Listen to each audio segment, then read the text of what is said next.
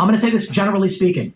It is not my responsibility nor your responsibility to determine the extent of force a person is willing to use when they make contact with you. Okay, that is some blue state garbage. If I am standing my ground in a stand your ground state, and someone touches me, I believe you are the person who was assaulted. They grabbed you with force, with intent. I do not believe it is responsibility of that person to then determine whether or not they are facing serious bodily harm or death. Do not grab and attack people. Yo, what's going on, America and the rest of the world? Xander J. Hobson here, comedian, director and producer of boxing documentaries and children to those who need children. This is another episode of The Devil's Advocate, brought to you by the Brilliant Artist Movement. Folks, do me a favor, because I'm trying to grow the platform. Subscribe, like this video, share it, and by all means, leave a comment in the comments section, because I enjoy checking out the feedback from these videos that I make, as well as exchanging opinions and points of views with you all.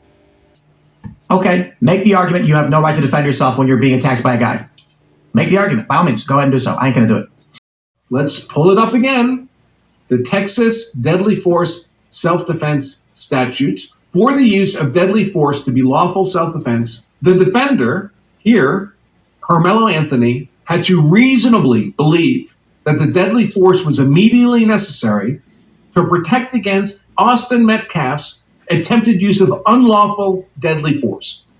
Is there any evidence here to support the reasonable perception that Austin Metcalf was threatening unlawful deadly force upon Carmelo Anthony? If anything, there's evidence to suggest that Carmelo Anthony engaged in provocation with intent, deliberately provoking Austin Metcalf to go hands-on for the purpose of having an excuse to use the knife he knew he had in his bag upon Austin Metcalf. It was raining. It was downpour. Likely clouds were over the field and rain was coming. This would explain why Carmelo Anthony went to the tent to sit down. According to the witnesses, he went there while the Memorial High School students were already there. Carmelo went and sat down, and these guys said, "You can't be here." There was an altercation, which resulted in either a shoving, a touching, or a grabbing. These things matter. If Austin Metcalf simply put his hand on his shoulder and says, "Bro, you gotta go," and then got stabbed, murder. Probably second degree. With the I would say the extenuating circumstance of a weapon-free zone being a school, you could probably get to first-degree murder. If it was that, Austin Metcalf was with a group of guys and he shoved him, and then he said, "Touch me and find out what happens," and the guy grabbed him, you literally have a self-defense claim.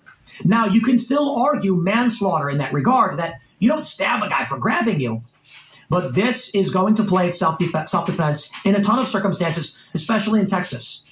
So anyway, April 2nd, 2025, a horrible incident occurred, and it has pretty much divided the nation along racial lines. Carmelo Anthony, a 17-year-old African-American kid, stabbed Austin Metcalf, a 17-year-old white kid. Carmelo Anthony admitted to his crime, said, "Hey, listen, I did it. Oh, by the way, is he all right? Listen, officer, could what he did to me be considered assault?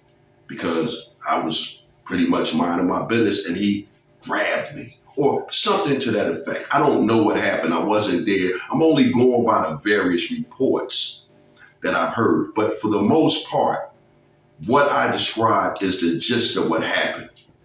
And people are up in arms about this. You got a lot of people, black people largely, and people on the left, saying that Carmelo Anthony defended himself. You got people on the right, largely white people, but a lot of blacks, saying that Carmelo Anthony should not have stabbed Austin Metcalf, even though Austin Metcalf assaulted Carmelo Anthony on 2 occasions. So when you see a 17-year-old kid enact enormous amount of brutality in a quick amount of time, like, where does that come from? Where does that come from? Because look, let's go ahead and assume that this story is true with what the Twitter handle is saying, and saying that the twins tried to jump him, right? Stabbing? Why do you have a knife at a track meet, dude? It is not, okay, this is not a statement on Carmelo Anthony. I'm going to say this generally speaking. It is not my responsibility nor your responsibility to determine the extent of force a person is willing to use when they make contact with you. Okay? That is some blue state garbage. If I am standing my ground in a stand your ground state and someone touches me, I believe you are the person who was assaulted. They grabbed you with force, with intent. I do not believe it is responsibility of that person to then determine whether or not they are facing serious bodily harm or death. Do not grab and attack people. The problem with this story, Carmelo Anthony escalated it to an extreme degree, and that is going to play here. So he's likely going to get something, but I think they may be overcharging him. I reject wholeheartedly, especially from these libertarians, that a school says, you're not allowed to have weapons. Oh, spare me. Did the dude grab a steak knife from the cafeteria? Did he have a combat blade? Did he have a switchblade? Was it a utility knife? These things matter. But the whole argument about gun-free zones, ridiculous. My right to self-defense and use of any means to do so if I feel that I'm being threatened does not end because you voted I have no right to defend myself. I like Tim. He's a great guy. I've been on a show a bunch of times. I like doing a show. No hard feelings at all. I disagree with him on this one strongly, though. Whenever you hear someone say something to the effect of, I like Tim, he's a nice guy, I've been on his show a handful of times, but that is fresh out of the corporate handbook. Because when you hear someone say something like that, they get ready to stab you in your back or say something contrary. But the point is this, I'm with Tim Pool. He's echoed my sentiments the entire time I've been covering this.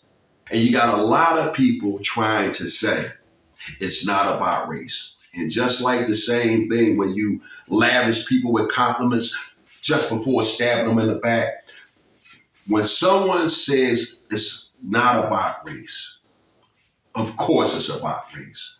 How could it not be about race? Now, is this to say that Austin Metcalf is a racist? No, probably not. And is this to say that Carmelo Anthony is a racist? No, probably not. But you have a black kid and you had a white kid, and they got into an incident. Two kids from two different races, and guess what? It's automatically about race, even if it wasn't, because guess what?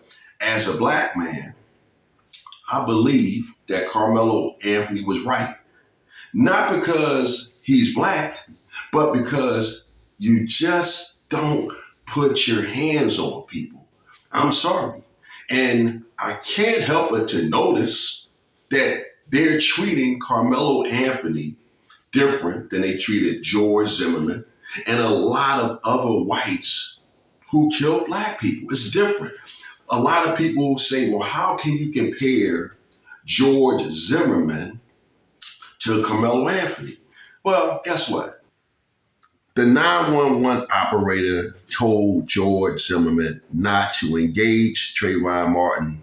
He engaged Trayvon Martin anyway. Trayvon might end up getting killed. But worst of all, George Zimmerman ended up getting off with killing Trayvon Martin, even though a member of law enforcement told him not to engage Trayvon Martin. And you know what? White people were okay with that. How could you? What's wrong? He got found not guilty by a jury of his peers. So when Carmelo Anthony experiences something similar in nature, everybody is completely against it.